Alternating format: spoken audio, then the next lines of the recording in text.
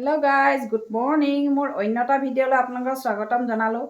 আজি আপোনালোকলৈ ধুনীয়া ধুনীয়া ফুলবিলাক লৈ আনিছোঁ। চাবচোন, চাই ভাল পাব আৰু কিছু নজনা কথাও শিকিবলৈ পাৰিব বুলি আশা কৰিছোঁ।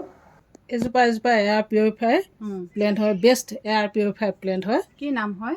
এজোপা জিজি প্লেণ্ট হয়। জিজি প্লেণ্ট ন? জিজি প্লেণ্ট ইয়াৰ ইনড'ৰ প্লেণ্ট হয়। ৰুমৰ ভিতৰত থ'ব পাৰে আপোনালোকে। ছাঁত ইমান ধুনীয়া জিলিকনি পাতটো। জিলিকনি আছে। এয়াৰ পিউৰিফাই প্লেণ্ট হয়। Best air purify plant. এইজোপা বাৰীত থকা হাৰ্মফুল গেছবিলাক, যিবিলাক গেছ আমাৰ কাৰণে বেয়া, সেইবিলাক গেছ এইজোপা ৰিমুভ কৰি অধিক মাত্ৰাত অক্সিজেন দিয়ে। এইজোপা বেছি পানী দিব নালাগে, কাৰণ ইয়াৰ গুৰি অংশ ৰাইজম থাকে, লাডু আলু গতে। সেইটো কাৰণে পানী বেছি প্ৰয়োজন নাই। বেছি পানী দিলে মানে এইজোপা গেলি যোৱাৰ সম্ভাৱনা থাকে। পানী কম খায়। আৰু আপোনালোকে ৰুমৰ ভিতৰত সাধাৰণ পোহৰত, ৰুমৰ যিটো সাধাৰণ পোহৰত, সেইটো পোহৰত যদি থয় তেতিয়া ইয়াৰ গ্ৰ'থ ভাল নহয়।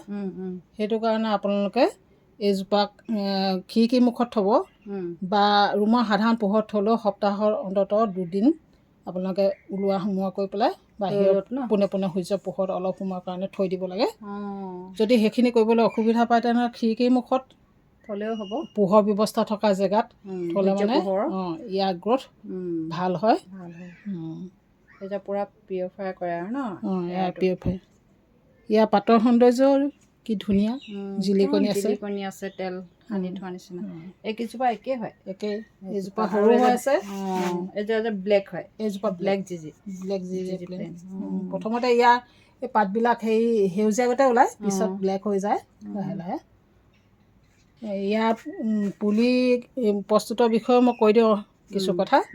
ইয়াৰ পাতৰ পৰা পুলি প্ৰস্তুত কৰিব পাৰি।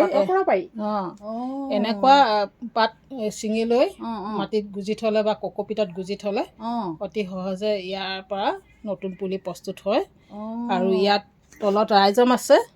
ৰাইজমটো উলিয়াই পেলাইও কাটি লৈ দুভাগ কৰি 2টা পুলি প্ৰস্তুত কৰি ল'ব পাৰি। এনেকুৱা পোখাও আপোনালোকে কাটি লৈ পেলাই ইয়াতে কাটিং কৰি পেলাই এই গুজি দিলেও নতুন পুলি প্ৰস্তুত হৈ যাব।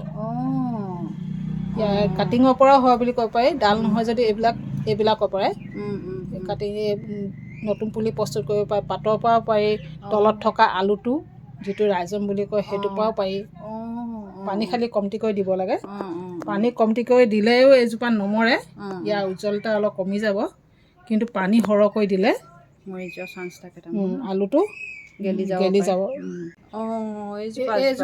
এইজোপা হেঙিং বাস্কেটত থ'ব পৰা, এইবোৰ হেং কৰি থৈছে, দেখিছে? ওলমাই থৈছে। আপোনালোকে কমটি ঠাইতে, আপোনালোকে মাটি নাথাকিলেও আপোনালোকে হেং কৰি হ'লেও এনেকৈ বস্তুবিলাক, গছপুলিবিলাক ধুনীয়াকৈ হেঙিং বাস্কেটতো আপোনালোকে সৌন্দৰ্য বৰ্ধন কৰি থ'ব পাৰে আপোনালোকৰ বাৰাণ্ডাখন বা আপোনালোকৰ লনখন। এইজোপা হ'ল কিবি পেপেমিয়া ফেমিলিৰ পৰা বিলং কৰা ফুল হয়। এজোপা ছেমি চাৰ্কুলেণ্ট প্লেণ্ট হয়। বাৰিষা ছিজনত অতি সহজে ইয়াৰ গ্ৰ' হয়। ইয়াৰ সৰু সৰু কাটিঙৰ পৰা অতি সহজে পুলি প্ৰস্তুত কৰি ল'ব পাৰি।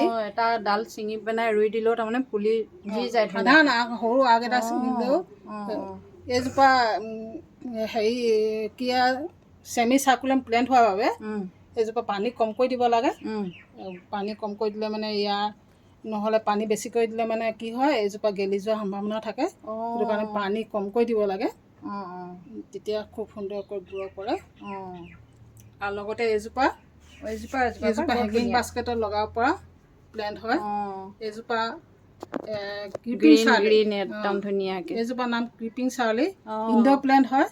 ছাঁত থ'ব লাগে, পোনে পোনে সূৰ্যৰ পোহৰত থ'ব নালাগে। আৰু পানী ইয়াক যথেষ্টই লাগে, ডেইলি দিব লগা নিচিনা হয়। পানী লাগে এইজোপা ইনড'ৰ প্লেণ্ট হয়। পোনে পোনে সূৰ্যৰ পোহৰত থ'ব নালাগে, ছাঁত থ'ব লাগে, সম্পূৰ্ণ পোহৰ পৰা ব্যৱস্থা জেগাত, তেতিয়া ইয়াৰ গ্ৰ'থ ভাল হ'ব। কি ধুনীয়া হৈ আছে, একদম গ্ৰীণ পূৰা জিলিকনি পূৰা ডেজলিং মাৰিছে আৰু পাতৰ জিলিকনি। ভিডিঅ'টো চাই যদি ভাল লাগিলে লাইক কৰিব, কমেণ্ট কৰিব আৰু ছাবস্ক্ৰাইব কৰিব, পাৰিলে শ্বেয়াৰ কৰি দিব।